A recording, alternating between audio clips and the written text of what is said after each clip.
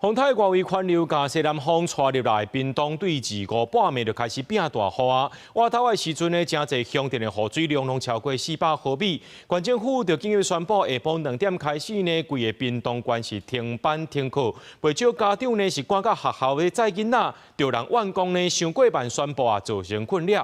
佇頭拄時已經宣布講，這屏東縣明仔載有關是停班停課的。車道變河道，就是這個。海風外環道，大雨落幾天，水頭白富，屏東海風外環道淹甲親像溪仔共款，轎車過一台調一台，出動拖吊車來甲車調走。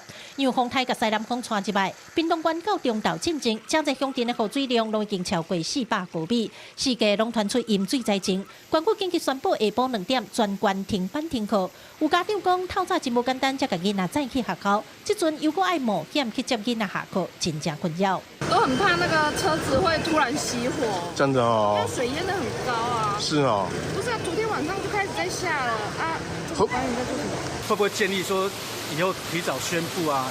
這個沒辦法了，這個配合就好了。下午的2點，大家停止上班上課，那這中間讓這個水退一點，整個交通的這個方面不會受阻，可以比較好通行，然後大家再安全的回去。天氣黑暗算下晡才停班停課，造成民眾困擾，縣長嘛會失禮。因為屏東真濟所在攏也閣咧淹水，其中連絡果菜市場附近上深的所在淹甲腰遐懸，附近有濟伙人受困。趁下晡雨轉細，消防也趕緊用手靈船入去救人。啊無倒出來。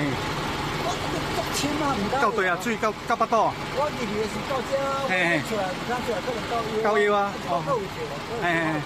屏東的雨也是一陣一陣，到下晡5點，全國雨水量頭10名攏佇屏東，上濟已經超過550毫米。其中東流線交通船嘛，因為東港溪漲水，造成港內水流未穩定，還有大水閘影響開船。總公司宣布禮拜5全面停駛。記者郭明哲、柯家竹、胡兆陽屏東場報道。